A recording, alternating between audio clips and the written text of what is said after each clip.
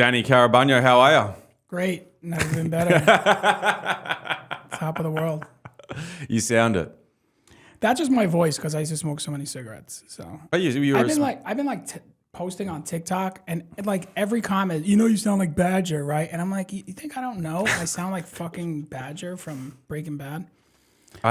Well, anyway, it's a guy who sounds like this. Okay. Yeah. You smoked? I smoked. I quit 7 years ago. It's still fucking with me. Damn. Yeah. That's a pretty good innings. You would have smoked about the same time I did. That's a pretty good what? Innings. That's a cricket term. That's a pretty good innings. Yeah, like it's a long time. When did you start? Oh, because cricket could just keep having innings over and over and over again. It's just like, oh, you want more boring? Yeah. We got more for you. But that makes sense, actually. Yeah, when did you start smoking? At 30. Oh, that's pretty late. I smoked. You started smoking at 30? Yeah. That's lame, dude. I mean, here's the thing. I smoked my first cigarette when I was 15 because I had asthma, and my cousin, who was addicted to heroin, also he passed away, R.I.P. Fabian, he was the GOAT. But, heroin addicts have very interesting health advice. So I was caught. I couldn't be in a room with, I used to have an inhaler. I used to have asthma. I used to have an inhaler.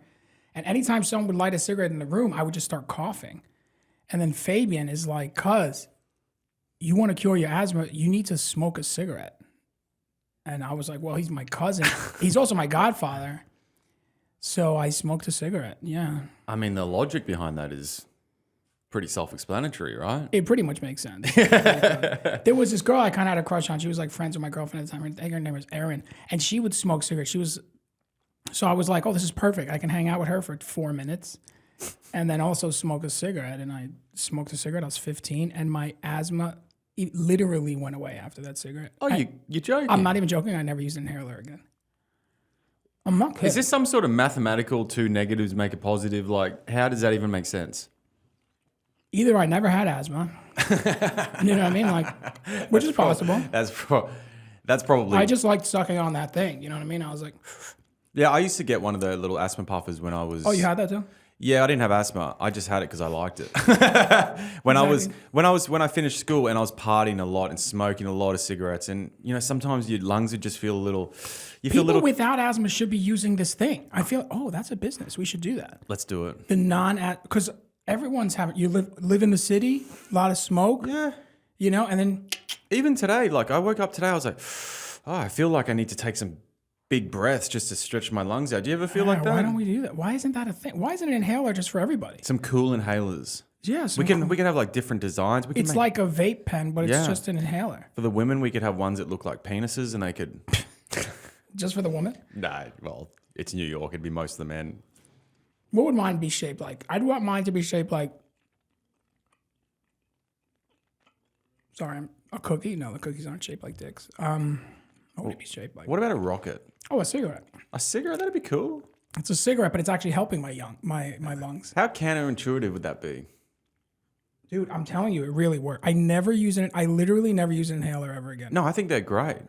But they actually taste good as well. There's something about it. It's like really refreshing. Or inhalers? The inhalers. Oh, yeah. It's like, when you breathe something in that's like menthol and it gives you that little tingle. I used to smoke only menthol cigarettes. I started with Newports. Well, that wasn't what's her name, Erin, was smoking. But when I started smoking at 30, I was smoking Newports like crazy. And then I upgraded to the best cigarette that's out there, where's the camera? In case anyone's wondering. You? Yeah. Benson & Hedges Menthol Premiums. Ooh. Best cigarette out there. It was $15 a pack before cigarettes were $15 a pack. You know what I mean? I was ahead of the game. This was years ago. So that started the debt cycle. That's it. Dude, I was smoking $15. No, it was only like 10 cigarettes a day. So I was smoking like $8 a day. All right, well, I'm going to give you a fist bump because I was a Benson & Hedges smooth guy. Really? Yeah, okay. Two Benson & Hedges boys right here. The Benson boys Hedges. just fucking chilling. Yeah, they were the cigarette. They're too expensive now to buy. They're expensive. You know, a 20 packet of cigarettes in Australia now is like $60. But $60 Australian is only like $4 American. Three. So that's probably $35, $37 US. Jesus. And I think, to put it into perspective, I think a 20 pack here is still less than $20. Yeah. Of average, like, your Marlboro Golds and stuff. You pick it up for around $20. So They have a tax that goes on cigarettes and alcohol every 6 months. Wow. So instead of eat the rich, it's give the rich lung cancer. Because Exactly. they're the only ones who can afford cigarettes. Exactly. It's like, all right, well, these guys are fucked. Yeah. So, Danny, you're got some changes in your life. Do I? You are refurbing your restaurant at the V Spot and turning it into a comedy club. Can we talk about this? Well, we are now. I'm pretty excited. I mean, I've been saying, it's funny because I've been saying for like 5 years straight, fuck restaurants, vegan restaurant ruined my life. But I just take forever to do everything. It's really embarrassing. Like, I was at a party last summer. Look at me at a party. That was cute. Hell yeah. And it was like a backyard thing. Nice. And some dude, like, I was talking to him and he's like, oh, what do you do? And whatever, blah, blah, blah. And I'm like, oh, I do comedy and a comedy club and a restaurant. And he's like, which is better? I'm like, the comedy club's way better. He goes, why don't you just turn your restaurant into a comedy club? I was like, I'm going to do that tomorrow. That was So you said like, that 5 years ago? No, that was like last summer. Oh, last summer. Yeah. But I've been saying it for years that the vegan restaurant did ruin my life. So my life was probably already going to be bad, but it was like, it's worse than it was going to be. But at the same time, I mean, you owned a business for like nearly 20 years. Correct. Which is, I'm pretty sure the average restaurant is like less than 3 years, they say. Yeah. Like 80% of restaurants in is this less neighborhood, we saw on 2nd Avenue in the East Village, we saw this diner open up. It was open for like 3 weeks. And then it was like closed a little bit and it would open. And then now it's just completely out of business. They were like actually open tops 3 months, tops. Wow. But you can't tell in the city, like which one is actually struggling or which one is just laundering money. Oh, you think a lot of places are laundering money here? Or even sometimes with the expenses, and you make it seem like it's really expensive, because that's the highest cost is to renovate and open the place. So let's say it costs like $100,000. You say it costs $400,000, and there's no way to prove it, and you went out of business right away. So the city's not going to pay for someone to audit a business that's already closed. Like, how are they going to come after them? You know, they can only come after you for sales tax personally. Wow. All the other stuff, it just gets stuck in the corporation. So once the AI starts auditing, damn, we're fucked. Oh, my shirt says audit. Can you see that? We got it. But There you go. I'm excited about the change. About doing Park Slope Comedy Spot. So that's what it's going to be called? Park Slope Comedy Spot. Yeah, because it's still There a you go, restaurant. guys. It's not, I mean, does it look like a comedy club? Much more so now since the renovation. But, you know, we still have a patio. We still have our full menu. You know, we still have Uber Eats and Grubhub all day. Like, the sales are horrific. But if I could just bring up a little bit, a couple of shows, I mean, it's going to be beautiful. Well, you're probably going to be the first vegan comedy club in New York City, which is kind of cool in itself. That's like a bit of a point of difference. Here's the thing. Good point, but a lot of people don't know that we were the kitchen of New York Comedy Club 8 years ago. So, but New York Comedy Club, and Alexis and I, we opened the spot together, connected to New York Comedy Club. And it was supposed to do comedy shows. And it was serving our food. But the community board said, no, we don't want you doing comedy shows there. You're already a problem. 24th Street, which it's not. 24th Street New York Comedy Club. This is just like 4 old people that are on the, you know. Which that are on the place are we community talking board. about? New York Comedy Club, 24th Street. Right, okay. Yeah, so, we were their business partners, not in their club, but next door, physically connected to the club. Gotcha. We opened a business with them. Community board is allowed to stop you from getting your liquor license, or if you can always get a beer and wine license. No one can stop that, pretty much. There's some exceptions, but they can put stipulations, and their stipulation was you can have your alcohol license, but you can't do shows. And then so we just went out of business. And we just went out of business. It took 18 months because I just fucking have trouble giving up. But anyway, we were also the kitchen. While we were the next door, we were the kitchen to New York Comedy Club for 18 months. Gotcha. Chicken nuggets. Okay. And that went Nachos, burritos, quesadillas. It was an experience. I mean, it was horrible. I mean, Worst moment of my life, but well, now you know what you're doing, though. I was working hard. That's the only thing. But it was cool. I would see Brendan Sagalow answering the phones. You know, like I would see like Napoleon was there. Like I just thought it was so cool just seeing all these comics. I mean, I didn't do comedy at the time, so just seeing like all these comics like doing their thing, but also working towards it. Like it really opened my eyes to like how this is like a community business. You know, like it's like bordering on communism, you know, the whole comedy thing.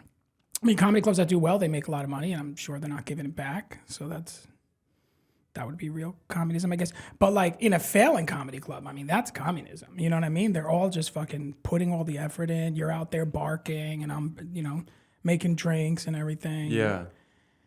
It's pretty romantic. It is kind of. Yeah, I think so. And it's romantic in the sense that it's giving people a go. You know, like everyone's just like in the trenches together. But that's the hard part about communism. You're like, well, nobody wants to do anything. So this is something where everyone wants to do it. You know, like I have people like, there have been times where someone's like, can I give you $40 cash just to do a spot on this show? And I'm like, obviously, no. 50, yes. Like I have had that happen, but it's like, no, you can't directly do that. I mean, you can. You can. I mean, that's what an open mic is. You're paying the club for a spot, right? You're paying them $5 to do your 5 minutes. So, I mean, I don't think that's illegal. If it is, we're fucked. It can't be illegal. Every club in the city would go under if that was the case. Yeah, or they have to stop doing open mics. I mean, an open mic is paying to go up. Yeah. But I just couldn't do it because it's just like a bad vibe. You know what I mean? You want people to believe that the talented people are going up. Well, the people that put the work in. It's easy. That means if someone just has a lot of money, they could just pay to get spots. And that seems unfair. You know? So I said no to that, but people would do that. That's how much people want to go up. So like if people are willing to like sell tickets, you know, and everyone's like an independent, you know, like in a restaurant, everyone works. There's like these things that define independent contractor or not. Yeah. Like one of the main things is you have to make your own schedule, you know? So like you bark sometimes at St. Mark's Comedy Club, but you bark only when you want to. I can't say you have to do it. That automatically makes it that you're an employee. You know, you get to choose when you do it. You know what I mean? And you make sales and you make money. And but I don't think that's why you do it. Like you're not doing it for the money. I mean, sometimes barkers make a shit ton of money. There's been 2 nights. I've had 2 nights where I made over $100. I mean, that's phenomenal. Dude, that's the only money I've made since I've been in New York. Then that's better than I even thought. Yeah. It's actually meant a lot to me. Wow. But yeah, it's nice. It's nice to make a bit of money. But no, we do it for the spot. Yeah. But also, I kind of like it. I've started to and just enjoy it. You know, it's like I get my couple of spots a week and I just go down there and then, you know, say good day to you guys. You know, it's a good hang. It's just the whole process is enjoyable. Yeah, I think there's a whole community thing. And that's the thing. We're like, and I don't think comedians are like competition with each other. There's too many of us and too few make it. Yeah. You know, like it just, the numbers don't make sense. I mean, also, if you've got that mindset, you're going to go crazy. Yeah. Because you're constantly surrounded by competition, if that is the case. And it's just, if you look, everyone would just be a threat. You just wouldn't be fun. It wouldn't be an enjoyable process. But what if it was true? Then you should be careful. I mean, it kind of is kind of true. Is it though? In a way. Is it? Well, deep down it kind of is because in a sense you are competing with everyone for spots. But it's not like there's a limited number of laughs. There's a limited number of spots. That's what I mean, spots, not laughs. Yeah. You know, it is in a sense there is competition in the sense of like you've got to work hard and you are competing against people. If there was no one there, you would get a spot every single day. If there's a lot of people there, so you don't. But if there was no one there wouldn't be an industry. There wouldn't be a show. That's true. So I don't know if that's... It's very rare. I mean, if you have 2 like asexual, half Latin, half Muslim, Mohawk, both have blonde mohawks for some reason. Even still, I mean, that might, and again, if they're going for a specific, they're both going to get spots. You know, they're not going to get, it might be weird to have them on the same show. Yeah, you're right. So there would be a little bit of conflict there. But again, that for spots, but I think that people get spots for reasons I still don't understand. I'm not saying I'm not funny, but I mean, there's a lot of people that aren't funny that get spots. Why can't I be another unfunny person getting spots? Yeah. Just throw another fucking loser up there. Can I be one of those losers? Yeah, but some nights people just have their night, especially like in the stage where I'm at, whereas I'm more early on in my comedy career. I mean, I'm very early on in it, and you know, I have a good night and a bad night, and a good night, a bad night, a bad night, and it's just sometimes you're on, and sometimes you're not. So you think if the crowd doesn't laugh as much, then that's a bad night? I don't know. I don't know. I'm still sort of processing all that, you know. Like I did 3 shows last night at Broadway. I did the 7, 9, and 11, and like they're all full shows. Like the 70, 80 people each show.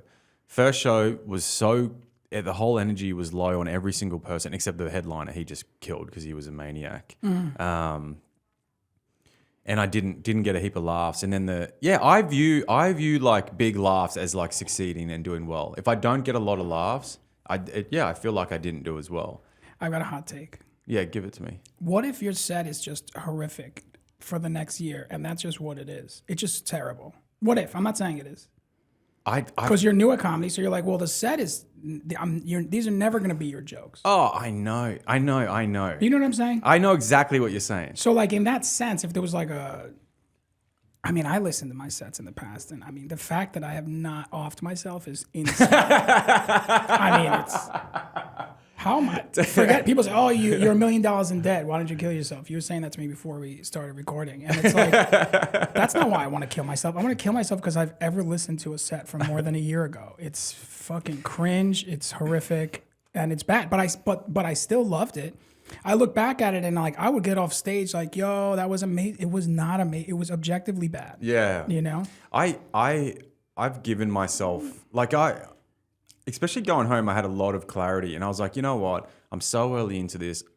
I'm aware that the material I'm using now, I'm never going to use in the future, and I've just got to allow myself to like go through this process and keep developing. So, yeah, I agree in a sense of like, because you see the guys that are just killers. They will kill every single set, and they're good because they're fucking good, and they've just given their craft so much time. And sometimes you could give them one of your jokes to tell, and it's still gonna go well, even though you'll never do that. It's just this. That's why not that I'm wanting to give advice. No, I like it, but I think you should focus on how you tell the joke. Just assume the joke is bad. So be that guy who's like the good comic who's given someone else's material and say, how do you just say this funny? You know, like in terms of like the mathematical, like the pausing and the structure, to the more emotional, to like those little in between words or the facial expression, whether or not there's an act out, like all of that. I mean, I don't know. I have this joke that's just not funny, and it's just, I mean, all of them are just they all need so much work. But there's just like this stupid joke about how, you know, being a teacher is tough because the kids now check your social media, so they don't respect the teacher they know stuff about, you know. And I'm trying to do this joke about how people think, oh, you follow social media, they see you getting cheated on, or that whatever. Like, no, it's not the big things that make a kid lose respect for you. It's anything that like humanizes you. Obviously, this joke is terrible. It's taking forever to even say it. I hate myself, but that humanizing thing is true. You find out anything like.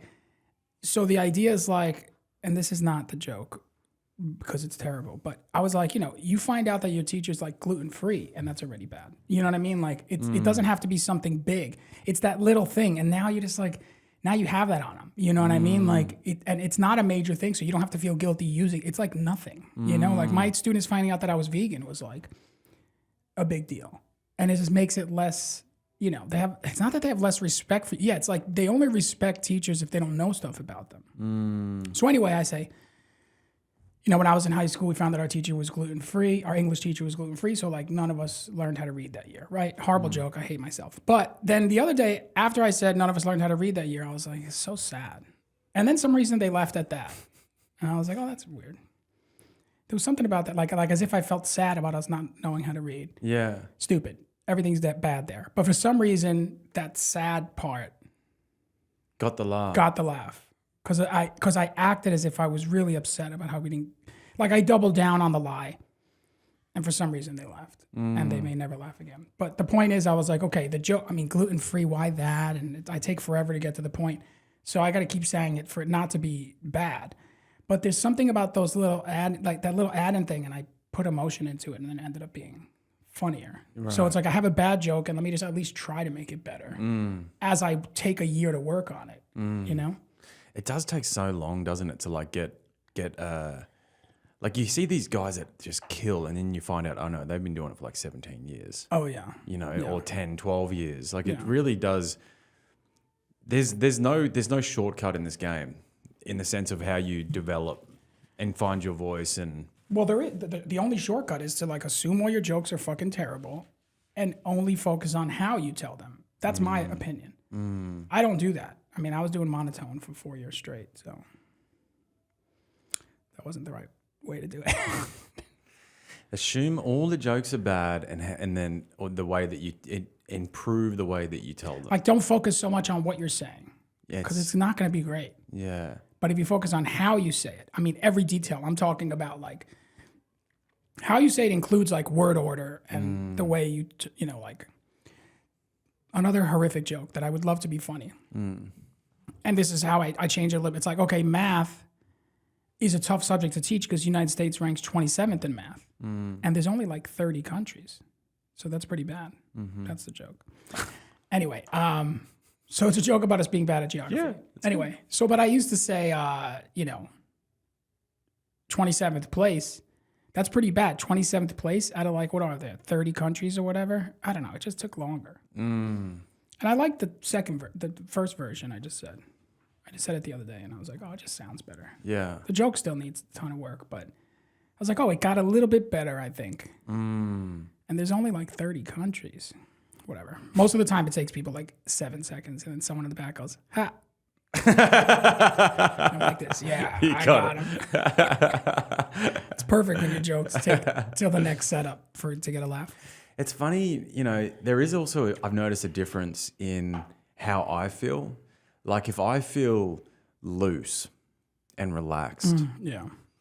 and I'm just having fun and I'm laughing and I'm just enjoying my time, Yeah. then I get a lot better reaction. But if I go up there tight and I'm not, you know, I'm like, Yeah. it's that changes the whole thing as well. And that's the thing. There are comics out there where the tired still thing is like in line with their persona and the jokes they say, and that could be beneficial. Yeah. But that I don't think that's you. No. Yeah. So like the other day I was doing the renovation and then I had to do a show that night and I was so tired. I couldn't believe how I could barely move. My back was killing me. I was doing like this jigsaw and I was like doing these jams. Yeah. Crowbar. Yeah. Do you have a different name for crowbar? No, we call them crowbars. Nice. And my back was hurt. I couldn't move really. So I was just very still, which I'm already like, and I'm like, I could. I get it. Like me energetic is probably even more fun, but there is this like very still, very like, I'm older than a lot of the other comics, like just calm. You know, there was always something funny about me talking about losing like $1 million, but super calm. That before comedy, when I would just say this to my friends, they would laugh because they were like, how are you so calm about this? This is a huge problem. You need to like be in full panic mode. And I'm like, what are you going to do? Well, yeah. I mean, what we were just saying at the front, like, and you brought up this point. You said when the Great Depression, people would lose $15,000 and right out the window. Yeah. They couldn't even afford the bullet. They would just jump out the window. Yeah. It was the good old days. My brother said the same thing to me because I've lost some money in crypto. I made some bad decisions. This is a crypto shirt. It says audit in progress, please hodl. Sorry, I'm not changing this. Crying is funny. There you go. Here's the thing, like these fucking crypto scams, they're not making money at all, but they're giving free t-shirts. They're like, yeah, you lost 40 grand, but how about this shirt? Man, I just want to win lotto. Who the fuck wins lotto? Dude, you should put big money into it. Did you see about that group of people? They bought every number and then they won because like the prize money was more than the number of combinations. No. Yeah, this happened like 3 months ago or something. How much did they win? They must have spent a fortune. They spent a fortune. They did spend I mean, even if you spent a fortune but you made $1 million. But you made money, yeah. They took a big risk, but they made money. But what happens if 7 other people won it? And then they had to split the prize. They won it though, yeah. Oh, was it a lotto or was it something else? I don't think they had to split it. Okay. I did only read the title of an Instagram post. Okay. So, to be clear. Jamie, can we fact check that, please? Okay, so going back to your club. Yeah. I've noticed I've seen some of the pictures from renovating. Yeah. They look fucking awesome. Nice. And you're still going to be serving food, which is going to be great. Because I personally, when I go to a show, I love being able to eat food. Yeah. I think it's great. And I think Park Slope vibe is more like dinner and a show. 100%. You know, I do remember one time I was eating a bandeja paisa. You know bandeja paisa? No. It's this Colombian dish, and it's fucking huge. And we do like a vegan version of it. Okay. And the plate is like this Oh, big. is that when you get like the meat? Like there's lots of different things. Yeah, I love that. I've had that. There's egg and there's fucking plantains. Sausage and it's insane. So we do like a vegan version of that. Plate Nice. is huge. I remember at St. Mark's Comedy, I was eating one, and Mark Norman was on stage, and he had to say something. He's like he was just so disgusted with me eating such a large plate of food. You know, he's like, this is comedy. This is like small bites. Why, Yeah. Why do you have like a trough? I'm sure he said something much funnier. I just remember him looking like, what are you doing? But yeah, so if we like keep to the small plates, Yeah. it's gonna be great. And then what are you planning on doing with the shows? Like 7 nights a week? We're gonna start with 6 shows a week, Thursday, Friday, Saturday, 2 shows a night. We're gonna do the same model we did at St. Mark's. Yeah. Which was Thursday, Friday, Saturday, 2 shows. Yeah. Later on in St. Mark's, we made it 3 shows. Yeah. Thursday, Friday, and Saturday. Okay. But we started with 2 shows. Okay. And then you add Sunday, and then you add Wednesday, and then we figure it out from there. Yeah. And then what are you going to do with the remaining days? Just be closed? Just be the restaurant. Be the restaurant. Yeah, Okay. yeah. But I'm thinking about opening at 5. No lunch service. Yeah, no lunch service. Yeah, it makes it's sense. like, what are we doing? Yeah. You Fair know? enough. Oh, it should work great. And are you going to have barkers for that place as well? Yes. Okay. Yeah, yeah. So very similar to St. Mark's. Very similar. Right now, we're just going to do mainly indie producers because, like, I don't know, going back and forth is tough. So I'd rather have someone there that's show running and while I'm at St. Mark's, so I'm not running back and forth. So, So you're not going to do so many house shows? just one house show, Thursday, 7:30. Okay. Yeah, Thursday, Friday, Saturday, 9:30 is one indie producer, and Friday, 7:30, 9:30 is another. Oh, so you've even got all the indie producers locked in. Yeah, just 2 guys. Oh, amazing. Mikey, who used to book at Williamsburg Comedy, Yeah. he's going to do the 9:30 shows, Thursday, Yeah. Friday, Saturday. Yeah.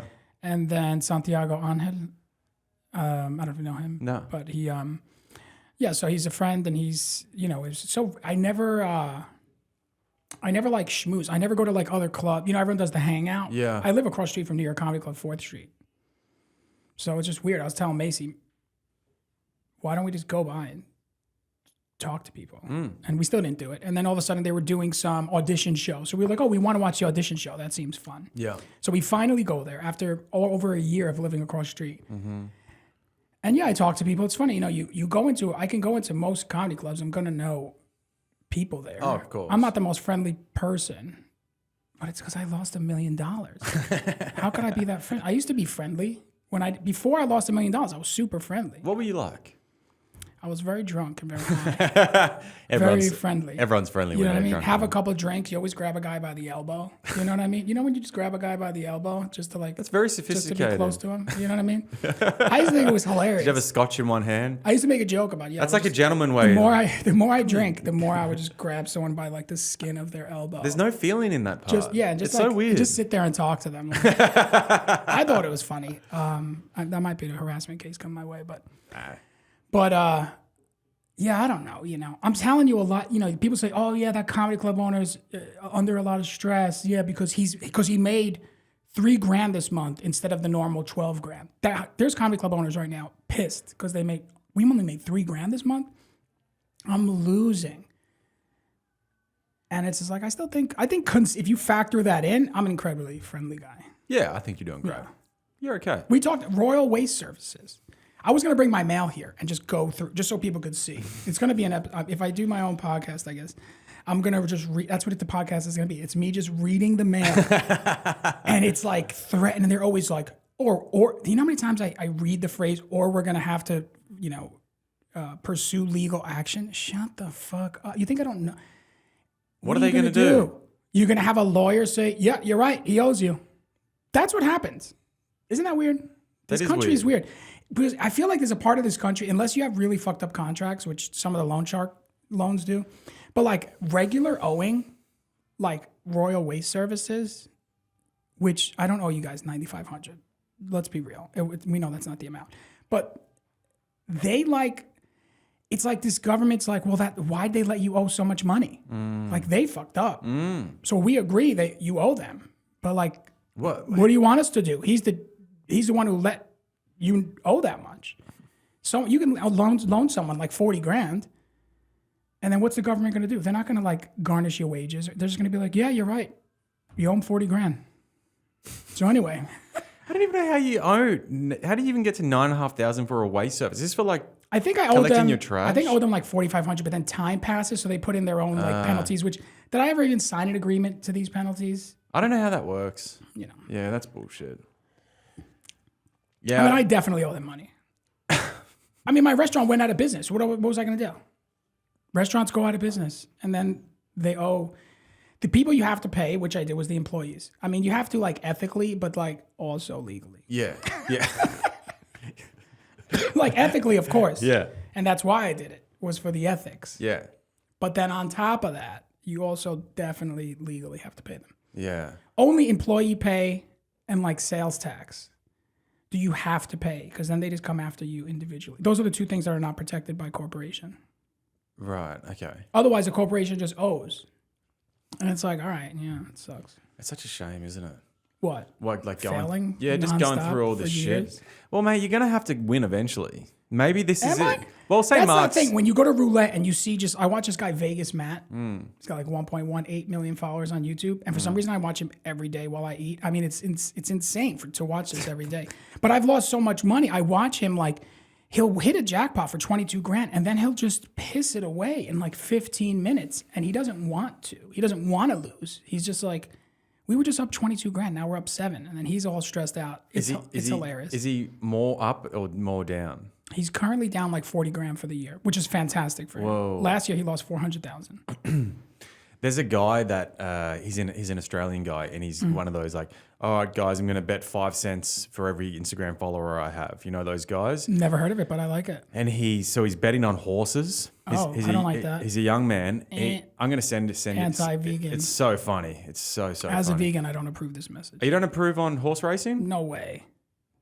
I think the horses like being raced. They like running. No, I have a sense that horses love it. Wouldn't you like it? Wouldn't you like to be competitive? But it's have your mate strapped to your back and let's go. Horse racing is like a rich guy dating a young girl. Like as soon as she's no longer of use, he puts her down. Yeah, but you know the dog animal meat. You know, it gets recycled. It's all good. Do you not think that racing as a horse, they would get looked after so well? I didn't say anything about the getting racing. Getting brushed, they'd get hosed, and they get to run. You think that's better than just being stuck out in a paddock? Every horse can run. I don't know if you know this. This is a hot take, but horses can run. A lot of these paddocks they're not big. Do run. Yeah, but they're not big paddocks. You know what I mean? They're these little. Most horses aren't in. Let's not keep any horses in whatever that word is you said. Well, then the other to counter that, they probably wouldn't be bred if they weren't. If there wasn't horse racing. That's why if you have a kid, you're allowed to chop its head off when it's born. Because you're like, you wouldn't have existed if it wasn't for me. So, frink. You got to try and get a little earlier than that. Just a little earlier. Just a touch earlier. But you were saying about the guy. So he's bet 5 cents on every Instagram follower he had, and he did it for 100 days. He got down like 150,000, this poor kid, and then he just stopped. No way. Yeah. And now he's doing one like every 6 weeks or every 7 weeks he's doing it, but he just keeps losing and he's like not catching up at all. It's not easy. So Vegas Matt is always like, yeah, you go up to the roulette and you see, black, black, black, black, black, black, black, black. I'm going to bet red. And then you bet $1 grand on red and it's just black again. It doesn't work that way. You know what I mean? So there was a reason why, I forgot. Oh yeah, because you said I should win eventually. No. This is the thing. This is going to get sad. So, it's okay. Do you know how many people are just going through life with hopes and dreams and then they just die and accomplish nothing? Just pure losses. Just pure losses across the board. I mean, we're in comedy. They just fail and they promise the world to everyone and then they just die. And for about 7 hours, people care and then they move on. Not even a full day anymore. It used to be a full day. People are too busy. They're like, yeah. Yeah, they go. And then that's it. Sorry. Yeah, but I feel like I'm your psychologist right now, but I'm going to say something. Do you not honestly think that you haven't achieved something? I know for a fact I have not. Yeah, but what is your level of achievement? Because Not most losing people $1 million. Yeah, but fuck that. Most people don't change their lives. Like just to get out of what you were doing teaching and then go, all right, I'm going to do something different, and then I'm going to pursue something. And you thought, all right, and then you did it. And then you opened another one. Yeah, all right, they didn't work. You didn't make money. And then you were like, I'm going to do comedy. I think that's cool as fuck. Do you not think that is way cooler than... I think comedy's cool. I think it's cool as shit. Even though I think opening your restaurants is cool. Do you know so many people want to run their own businesses and they don't. They never have the balls to. They work for someone, taking orders from someone their whole fucking lives. That's my only accomplishment. I'd say my only accomplishment is not getting vaccinated. That was probably my accomplishment. Because if I was a teacher, they would I would have been, I think about it, I was like, I would have been a teacher for like 20 years. And then they would have told me they were going to fire me if I didn't do it. And I was like, oh, I would have been such a punk. You probably could sue though and get a lot of money. No, people tried. It's not working. It's not? No. How? Some of them get their jobs back, but they're not really getting too much. Some people were fired. Some people got money, but... That was a real shame when that all happened. I still don't agree. That's my one win. Yeah. That I was like, oh, I'm my own boss. Like, I don't legally have to fire myself for not getting vaccinated. Maybe if you fired yourself, all your problems would be solved. Oh my God. This is the craziest thing. I was going to work. There was a year. See, people, this is the thing I realize I do these videos trying to talk and make light of me losing all this money. But I make light of it so people aren't real. They think I'm kidding. When I say I had a loan shark, there's loan shark laws, which means anything that's like 27.5% interest or higher. I don't know if they changed the law, but back then, 27.5% interest or higher, that's considered a loan shark loan. It's illegal, right? And I think there's been some workarounds, but there was a law put into place like 9 years ago. But then they do these workarounds legally. I had this loan shark loan in like 2017 where I was paying $960 a day to this loan shark loan. $960. Are these the sort of guys that will I find that very interesting. That's a lot. I just think people should find this interesting. Have you talked about that on stage? That's a lot. No, because they don't believe it. Sounds made up. $960 a day. Why $960? I didn't make it up. Every day, but it was every bank day, so it wasn't 7 days a week. Every day, $960. Are these the sort of guys that'll kneecap you if you don't pay it off? Again, it's a loan shark loan because of the interest rate.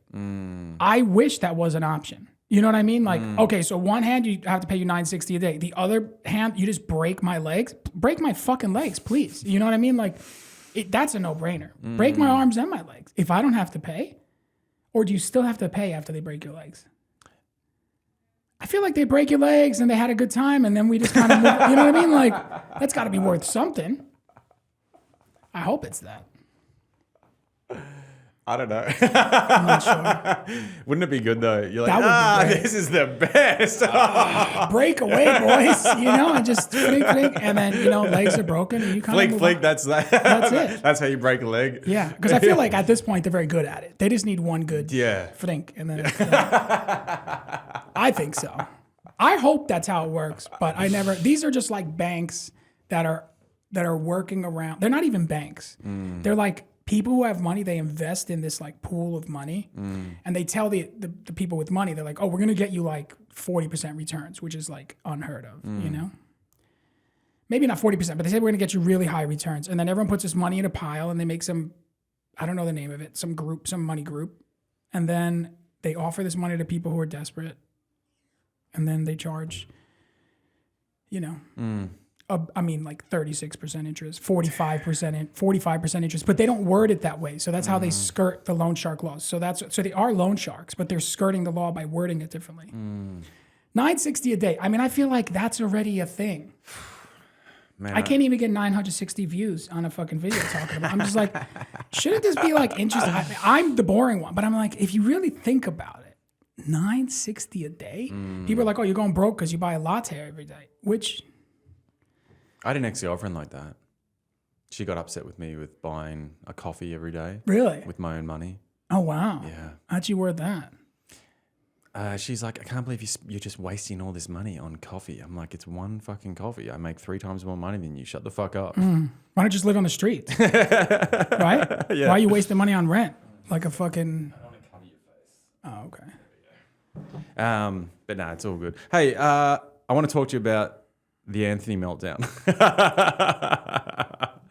That was, for people that don't know, there was someone that worked at the club, St. Mark's, Anthony, God bless him. And he had the biggest public meltdown I have ever seen in my life. I mean, I think it's the biggest public meltdown I will ever see in my life as well. Possibly.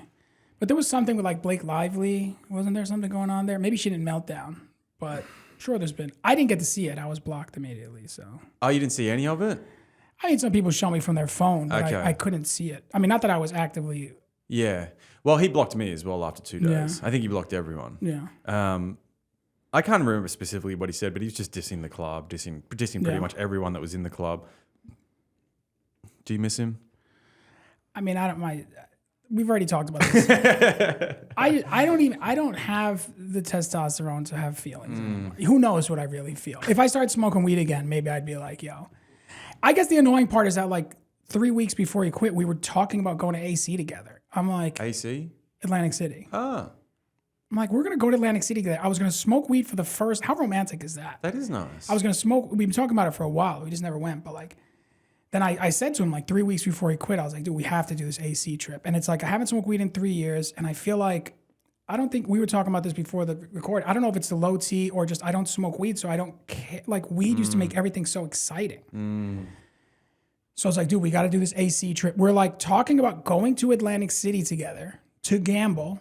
And then on top of that, me smoke weed for the first time in 3 years. And then now you're saying you've actually hated me this whole time. And I'm like, why are we running away together? Like, why are we doing this? Like, oh, you know what? We're just like, leave the girls at home. We're doing this no matter what. And I'm like, we would definitely get pedicures. Of course. I mean, you got to get mani pedis, or at least manis, because we're two men. You know what I'm saying? Like, that's the part that's like, why are we just talking about going to AC together? And then now you're saying that you hate me, and it's just like, you can hate, please. That's your God.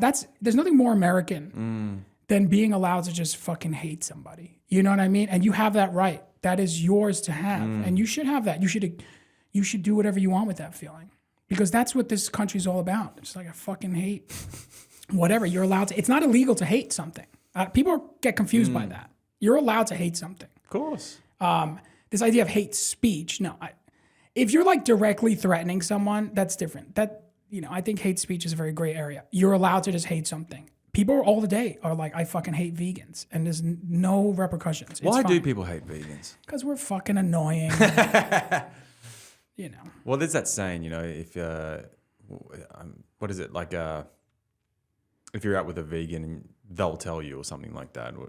Yeah. I just kind story, of fucked bro. it up. Yeah, that was shit. The vegans, well, because back in the day when someone was vegan, they was like, "I'm vegan," and everyone would be Yeah. like, "Shut the fuck up! I don't care." It's true. That was the problem. But If it'd people also did be it because like- it was trendy and cool, Yeah. and didn't stick to it. They A weren't lot like, of people didn't stick to it.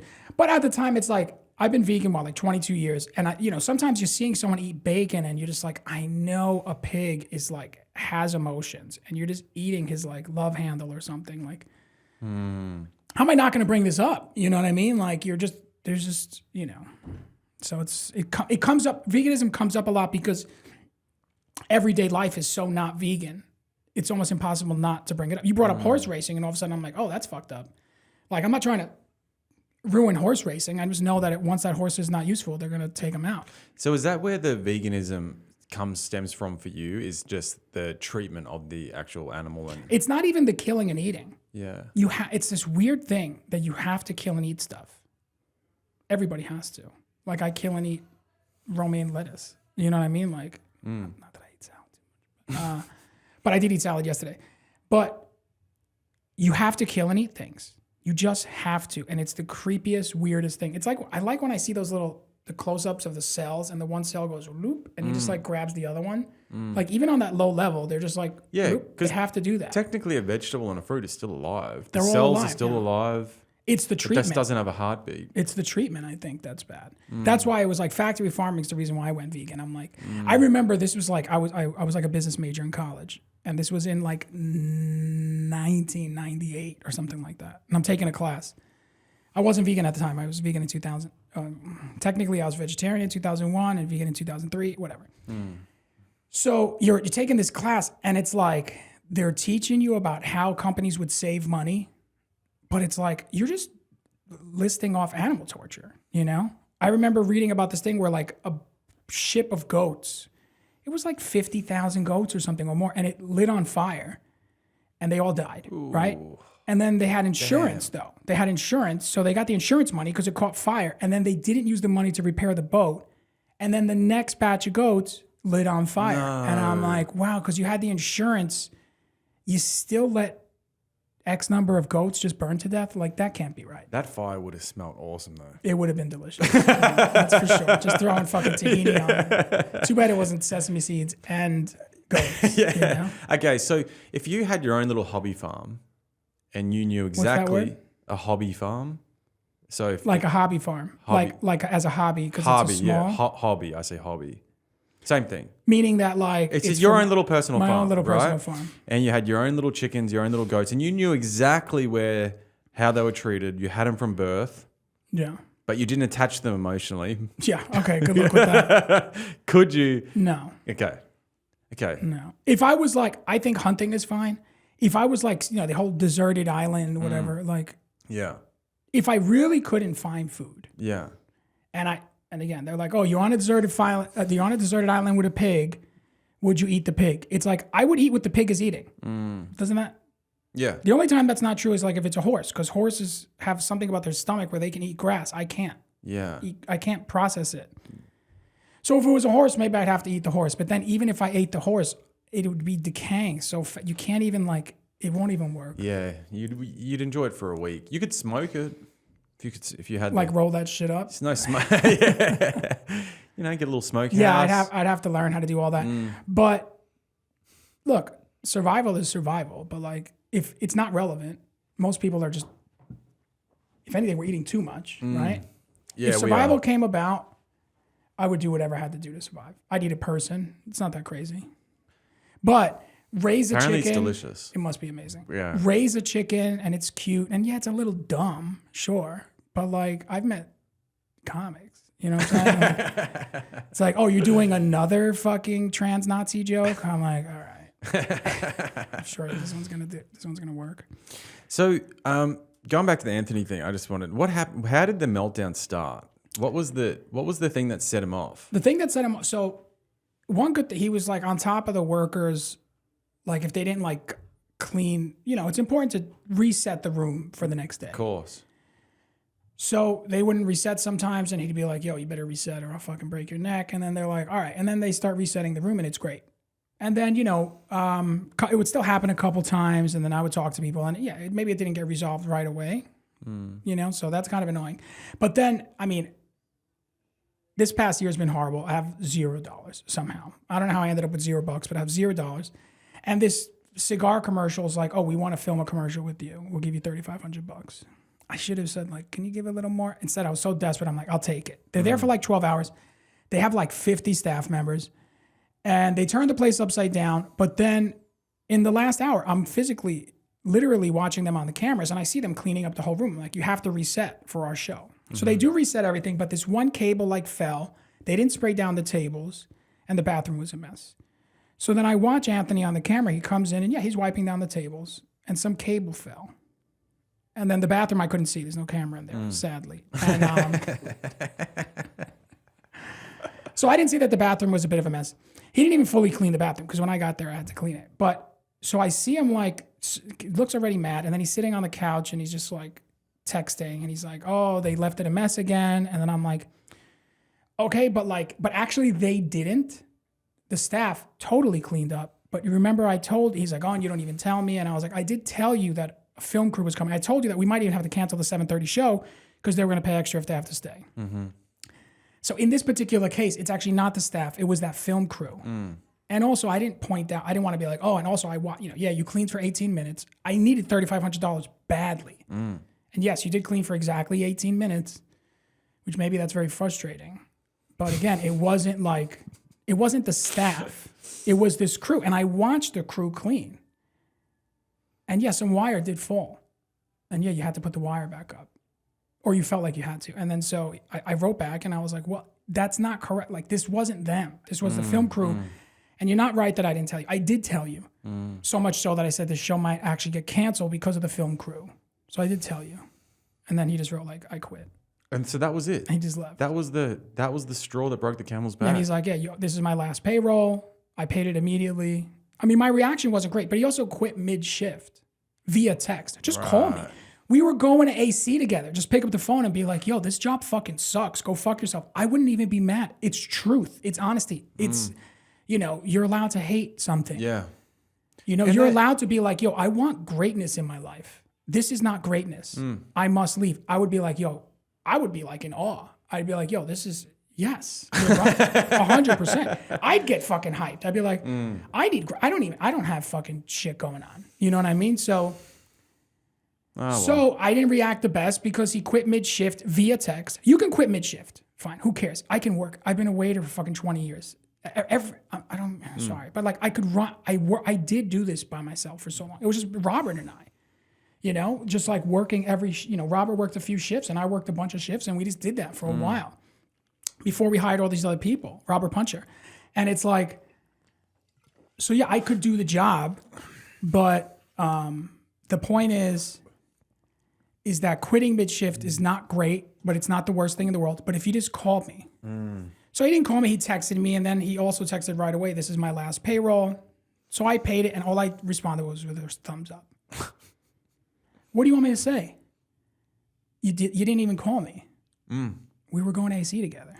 That would have ticked him off because he's like, he doesn't care. And it's like, you don't even care enough to call me. Yeah. Yeah, it goes both ways. So I needed time. I don't want to fight with him. What am I going to fight with him for? So I'm going to call him and be like, I'm so sorry. I'm not sorry. I needed that $3,500 badly. Yeah. And if I needed an employee to do anything, it was to be like, oh, he's one of the only people I talked about. I've had like huge issues financially. And I opened up to him and told him. And he doesn't care. And he shouldn't have to care. But he knows my situation is horrible. And I gave him extra details. And he doesn't care. And that's fine. I needed that money badly. And that sucks. so yeah, you had to clean for just slightly less than 20 minutes, and it saved the whole place. But yeah, that was too much to ask. So yeah, I know the thumbs up was maybe too much, but I can't. I'm gonna fight. I'm gonna beg. I would do all that. Honestly, I would do the same thing. If I had someone that quit on me like that, I'd be like, all right, fuck off. I would do the same thing because like, what are you gonna do? You're not gonna be emotional towards them when they're just being cold back to you and they're going to put you in a tight spot. You're going to go, well, fuck yourself then. So I get it. I mean, I thought that after all this time together, I was on my way there. You could have just told me. So you never saw him then? He just left? I never saw him again, never spoke to him again. After oh, man. Could have called me, could have waited. I was going to be there. I was walking over. And with Puppy Flake. Like, and just tell me, be like, dude, you fucking suck at this. I got to leave this job. And that ticked off the meltdown of the century. Well, it was very entertaining for a few days. It was also very sad. I was like, well, this guy's going to regret this. It was crazy. Well, I also think, I was like, he's never going to be able to get a job in a comedy club again, if that's what he ever wanted. Because I don't think that's what he wants. Yeah, probably not. Yeah. But, because, everyone's so connected in this community, they'd be like, oh. I think the only problem is if you hate someone and you're acting nice to them. I get this is comedy. A lot of people hate each other and they act nice. But if people know that about you outright, that makes it a little tough. Like, oh, you actually hated this guy the whole time, but you were just acting like you didn't? I don't think he hated you. I don't think he hated anyone. I just think you just had a meltdown. You just didn't give him the love that he needed. Yeah. I was down. We were going to make sweet love in Atlantic City. I know. It's such a shame. Via a blunt. We were going to share saliva. Thanks for the invite, by the way. This is how better in a three-way, bro. How sweet it was. It was going to be the two of us, possibly Robert Puncher. Well, thanks for sharing. That's cool. Sorry to delve into your personal business, but I think it was just such a public meltdown. I was like, what happened? You know, it was just crazy. And like the sad thing was that everyone liked him. I mean, I didn't see what went on behind the scenes. I didn't see how his work ethic or anything like that. But just publicly, he was a nice guy. He's always very nice to me. Funny too. You know, he was funny, and like he had some balls. Like he hosted a few of the shows, which is fun. That was fun cool to watch. That's a big experience. Yeah, yeah. He didn't have any jokes, but he just got up there with energy, which kind of worked. Just didn't get it? up there and just go for it. It just made everyone laugh. He's like, clap, you know. Yeah. I actually learned a little bit from watching him. Damn. I do a few things for now, like when I host, I'm like, give it up for this person, you know. Yeah. And that, I learned that from him, which is Yeah. kind of nice. So anyway, rest in peace, Anthony, if you're out there. Thumbs up. Yeah. Oh, well, interesting. All right, so I got one for you. All right. So China have just made the world's first drone mothership. Like a legit, it's like this massive airplane that's 25 meters wide. Like an aircraft carrier, an but for aircraft drones. carrier for drones. And it can release something like, I'm gonna fuck this up, but it's like, Jamie, can you check me on this? But it's it's like 20,000 drones or something, like insane. Why? War. Oh, war. Oh, the fighter drones. Yeah. They'll run down the streets and just pew pew pew pew. Yeah, just like in the movies. This is like Yeah. some movie shit coming to life. Is that to war us or is that to war against their own people? I don't know, but did you hear how America is now doing the Golden Dome? Did you hear about this? I did hear about that. Yeah. Do you think there's some sort of relation? Interesting. I did hear about that second thing. I mean, you imagine should that. Imagine have- running down a street and there's like 10,000 drones with like little guns or little missiles. What would you do? Die. I think. I'm pretty sure. I would be in the basement of St. Mark's Comedy Club. You know? I mean, they don't. They're not going to get down there. They're not getting down there. Well, that's the thing. I mean, you'd be destined indoors after if there was a drone war, wouldn't you? You wouldn't be able to leave. Yeah, our weapons would be like paintball guns. Yeah. You got to hit their cameras or whatever. Yeah, or nets, like guns with nets. Like, Yeah, but there's not enough nets in the world. You know? Yeah. Too many drones. So you figure they'd hit us. If they hit New York City, they're going to hit New York City. You want like one drone per like 40 people. So if we have 8 million people, what is that, like 500,000? How many drones is that? 50,000 drones? It's a lot. 500,000? so that's like, I don't know. I mean, I don't know how many exactly drones would fit in this mothership, but it was a crazy amount. I mean, the wars are going to be fought in different ways in the future, aren't they? Yeah, I think so different that not even like militarily. I don't know. And I get that, I mean, I feel like China has that in case their people try to rise up. Because their people are about to. You They're think so? always about to. Yeah. It's all this battle between government control and like mass communication. So like if everyone is able to speak, that's why AI is so important right now for government control. Because like as we try to mass communicate with each other and connect as one, they have all these like bots in there that seem like real people to stop you from coming together, you know? Like, because there's only so long they could be like, well, this one is Christian and this one doesn't like gays. Like, how long can they really do that? And it's going on for a real, like, it's working for a long, I mean, it's been Yeah. working for 100 years somehow. Yeah, it has. But this, what do you call that? Social issues and only leaning on that.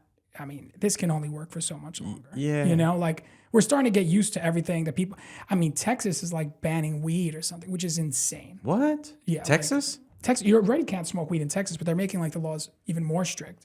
It's the most hypocritical thing I've ever heard. But so you still have these issues with like, I don't know if abortion is like a social issue, but like you have like weed and abortion and gay. I mean, everyone loves gays now.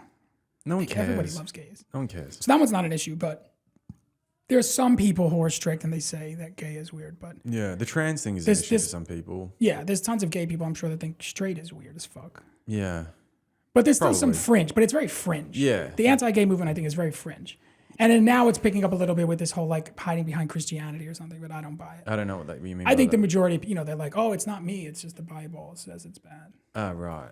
But I think most Did the people Bible think, did the Bible directly say gay is bad? I have read the Bible numerous times. but Well, it starts with Adam and Eve. So the argument is it doesn't even start with Adam and Eve. Adam had a girl before Eve. Her name was like Lilith. Yeah. Are you fucking with me? No, Adam's girl's name was Lilith. Legit. Yes, sir. That was the first woman. Was Lilith. Yeah, look it up. It's a real thing. Dude, I know some things. I'm not saying I know. I'm just trying to look you in the eyes to see if you're fucking with me. Her name was Lilith, and she was the pre-Eve. I don't know what happened to her. I forgot. really? But Abortion. yeah, Lilith was probably you know. Eve was probably just hotter. Let's just be honest. Even Lilith sounds hotter. Eve sounds a little sluttier, but like Lilith is like, she's got it together. You know, it reminds me of Frasier. His girl's name was Lilith. She was very serious. But Eve came out like full naked, just straight out of the box. She was like a Barbie doll with no clothes on, you know, like that's. Yeah, that's true. Lilith was probably clothed. Yeah. No, that might not make sense. Lilith might have had wings and shit. She might have been like a straight up angel. I don't know. We'd have to look this up. Could have had a dick. But she's definitely. I mean, to be the perfect woman, you'd have to have a penis. That's the. It sounds like Lilith sounds like it, right? It's like, all right, you're right. She's got to have. Oh no, my girl has it all. Yeah, that's crazy. But yeah, so I don't know. How would like we're so reliant on like the internet and like radio signals and stuff like that. Wouldn't it be easy just to be able to just knock all that out? That's what I'm saying. I don't think it's like you know, knock come the 5G in. out. You're gonna spend all this money. It's not even that much money. Fine, you hit us with 1 million drones. And it's like, I guess the drones are like solar powered, so they don't need to like recharge. Well, they recharge in the mothership. But Yeah, then they'll just go back. the problem with the mothership is that now all we have to do is take out the mothership, which is so large. Drones are bad because it's like that jungle. What do we do in Vietnam? Where it's like guerrilla warfare, where it's really hard to kill one at a time. We're not good at that. The United States is horrible at killing one thing at a time. You know what I mean? Obama's drone strikes were like 10% accurate. Like, yeah, it was so sad. it was really hard. There was to, a video footage of hit him a getting target. like it was a wedding. There was like a 200 or 300 They people at a love doing wedding. weddings. Yeah, he got a school, 200 people. That's a bad wedding. That was I'd He be was like, upset I got invited to that wedding. Does anyone have anything to say before? And he's like, well, yeah, the school was the one that really got me. But drone strike, it's hard to be accurate hitting one person at a time. That's why it's like, whatever, we don't have to get too much into it, but we know that's going on now too. You say, oh, I'm trying to hit one at a time, but you're hitting so many other people. Yeah. And you don't care. But so the point is, the drones themselves, it'll be really hard to hit them all. So yeah, it'd have to be us, a little guerrilla warfare, which is hard to do. But really the government, we as a people would be focusing on hitting the drones individually, and then the government would be focusing on hitting the mothership. And it's got to fly over here. I mean, you need a lot of them. It'd be a lot easier to just turn off TikTok. Yeah. And then we would just give ourselves in. We're like, all right. That's true.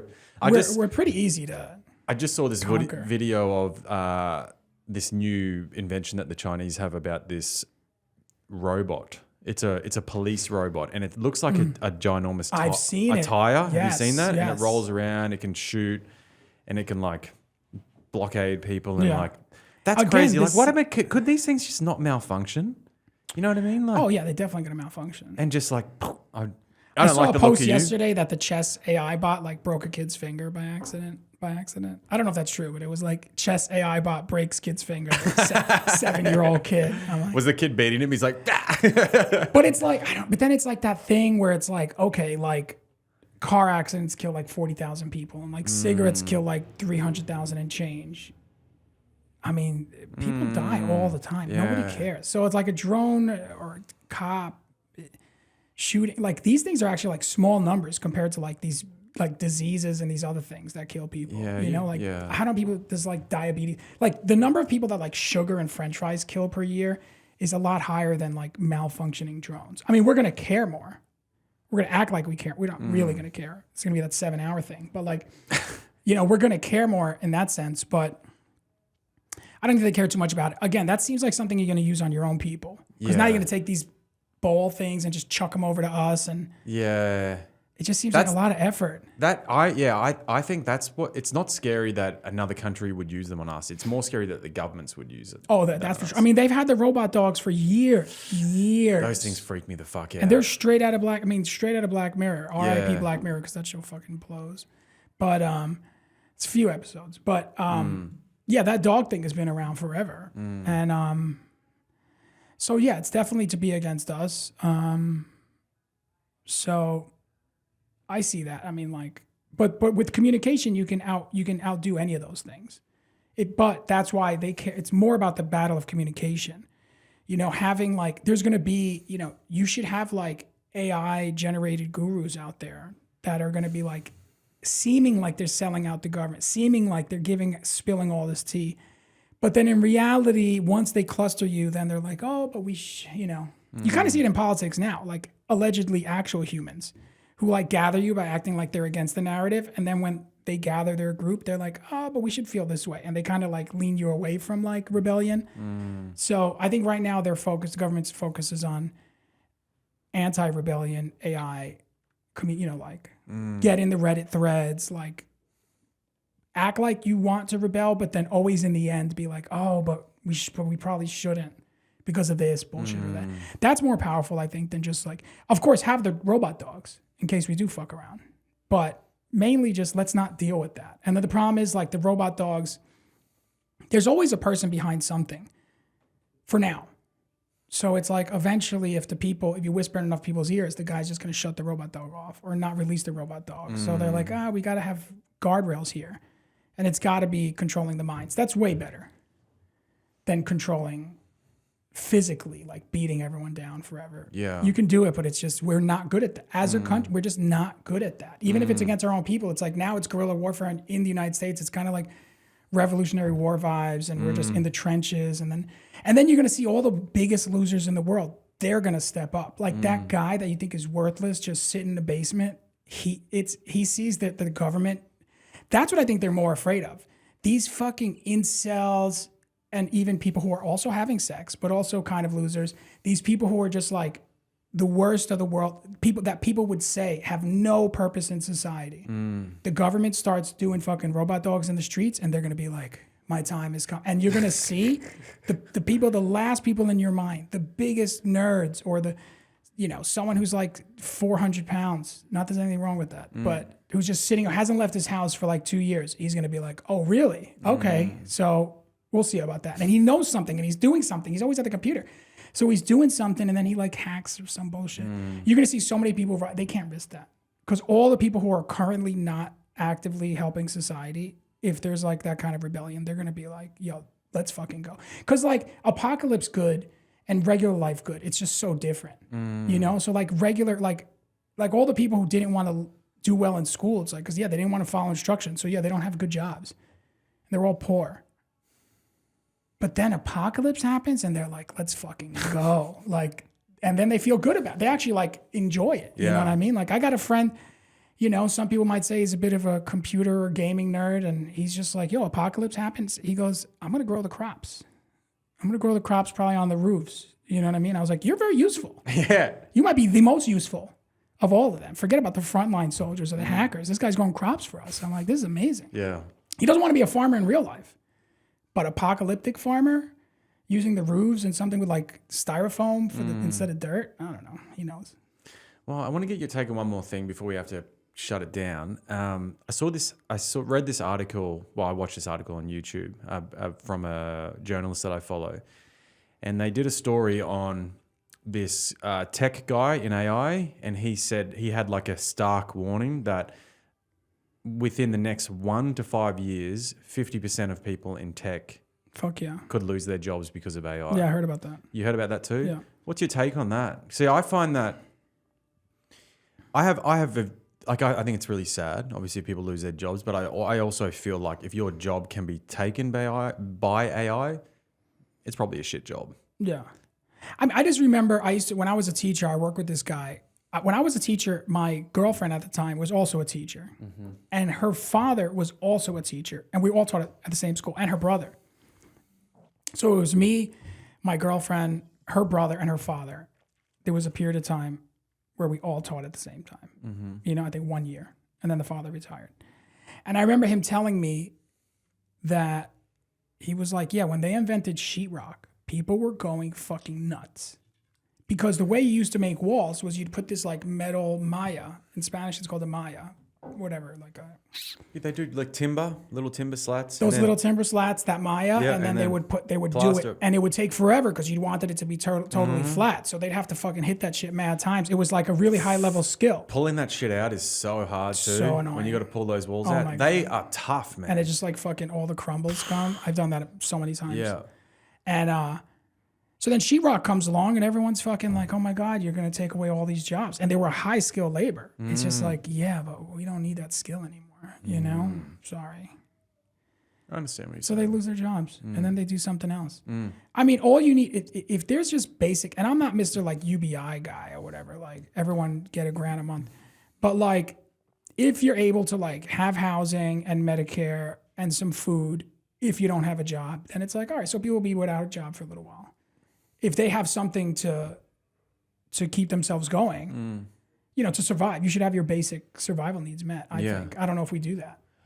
But if we did do that, or we would have to do that, I think that's... and then everything's fine. It's going to have to come. Like in a world where you're wiping out industries within 5 years and you're talking millions and millions of people's livelihoods, you're going to have some sort of universal healthcare, universal income, universal,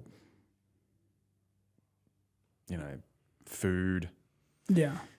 Vouchers. We have all these things already. Yeah, I don't know. It's probably just going to just make it harder to get. It's harder to get. Well, with the new... My cousin got out of jail. They gave him a cell phone. They gave him he murdered somebody, but he was in jail for 27 years. So they're like, all right, you can get out now. And he got a cell phone. He got an apartment. He gets food stamps. No shit? Yeah, he's chilling. Jesus Christ, he's living better than me. You just need to kill someone and wait Should I? 27 years. How old are you going to be 27 years from now? Pretty old.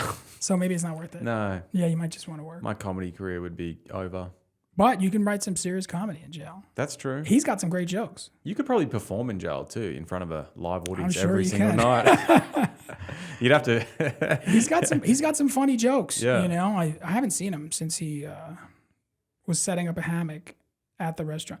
People are like, "Oh, how could you hire your cousin to work in your restaurant?" I'm like, he's my cousin. He's done his time as well. He's done his time. First of all, I should be getting some tax write-offs for hiring fucking ex-murderers. He used to be a murderer, not anymore. I want to get him on the podcast. What do you talk about all that? He's great. He's got great stories. Yeah, it's just that he, he was fucking around at V-Spot too many times, and so I had to let him go. But like, I'm still down to chill. Yeah. Like, let's fucking hang. He's fun. He's wild. We would play handball sometimes, but I guess he feels bad or something, or he just doesn't want to bother. But we'll talk. Well, eventually we'll figure it out. He probably wants to kill you. Yeah. But yeah, it's I don't know how we talked about jail. Oh yeah. Yeah. But anyway, yeah. Look, jobs are like, these jobs have to be lost. We'll find the number of people, like all these people who are like, oh, I do programming and I've been focusing a lot on automation lately. And all these people who are like, yeah, you can do text to image, sure. But even text to image, it takes forever to get what you really want. It doesn't happen in one shot. Now that all these people are like, oh, you can just write a prompt and you're going to get an app. Shut the fuck up, you stupid liar. They're lying. You can't just write a prompt and get an app, okay? Like, what are they telling you, a calculator app? Even the calculator app is not going to come out right on one prompt. You still have to work on it. And you're going to need people like these, you're going to, prompt engineer is going to be like a job. For now. For now, you're going to need people. Huh? For now. For now, yeah. Eventually, you probably won't. But you can't power I picture like a squid. There's like this squid on top, and every time it's squid, how a squid like swims like this. So like every time it pushes off, like where the water around it. So you need that on every level. And so we need to do those jobs so it can like suction out all of that information from us so we can do better. So we need all those jobs for it to then steal those jobs later on. But then those jobs just get more and more complicated. Hopefully we get smarter, but like those jobs, because things are so complex. And the thing is, apps and like programs are random. It's all human man-made bullshit, So like, how is the AI going to decide what to do? It needs you to tell it like outright. And if you let it decide, that's when it's the whole Terminator 2 and blah, blah, blah. Like we need to tell, like if you look at a video game, it's like so random. Yeah. It's just such a crazy thing. I just can't. That we've invented this thing, we invented computers and now we've invented AI and we've invented this thing that then is now taking the jobs of the people that invented it. It's just that we live in a crazy world. Yeah.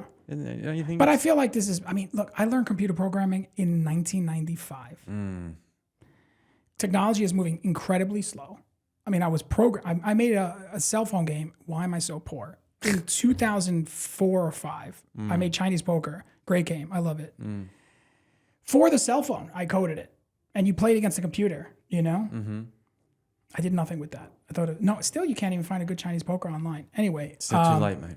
It's not too late. It's not too late. It's true. To fucking kill myself. But the point is that like this shit's been around forever and technology's moving ultra slow. And I think they want it, to move slow because of the whole thing we were talking about. You don't want communication to be that easy. if we could do this with this exact same experience, but not being in the same room, I mean, that's going to be a problem for like everybody, because we realize how much food do we really need? You know how many times it's like, okay, like real estate agents, they're great and useful. But like, that's got to be, I mean, how is that even a job?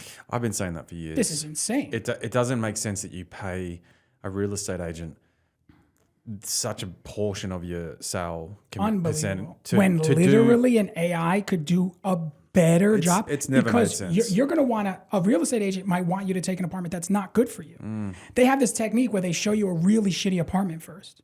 They don't want you to take the first apartment. They want you to take the second apartment. So they show you a really shitty one, same day. They go, we're going to look at 2 apartments today. The first one, the toilet, I don't know, something funny there. I'm not good at comedy. But the point is, the first one is just ridiculous. You look outside your window, there's just bags of garbage. There's a rat cooking for you.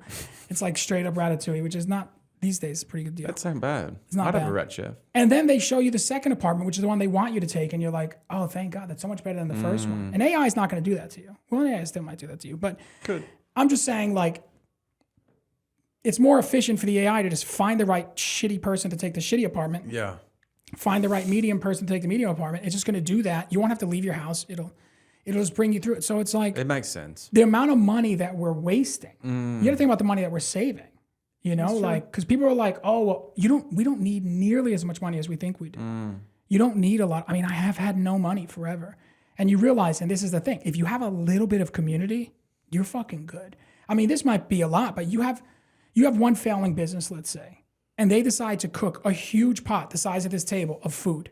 You have 100 people come over. 100 people are being fed. And like 5 of them every day take off, switch off. And where 100 people are spending on Uber Eats, well, let's say they spend like $40 minimum, bare minimum a day on food. That's $4,000 a day. But they're making that huge pot for like $400. So $3,600 is being saved every single day. They're spending $4 on food instead of $36. Like that's the movement. That's what has to happen because, and if you have this kind of like technology that will get the 100 people there, get the 5 people a day that are doing it, get the goods there for cheaper. Everything is way cheaper than we think. And I think that's what people have to realize. Yeah, these jobs are going to be, you didn't need that much money in the first place because you were spending it so absurdly, on real estate broker fees or whatever, like that's just one example, but there's so many ways that we're doing that. That's an interesting business model that you just... Oh yeah, no, That's cool. You mean communism? That's cool. Yeah. I've really just pictured the whole thing. I was like, that would work. It really would work. I love it. Anyway, man, we got to wrap this up. Give everyone your socials. 1, 2. Sorry, not my social security number. Yeah, Mr. Carabano.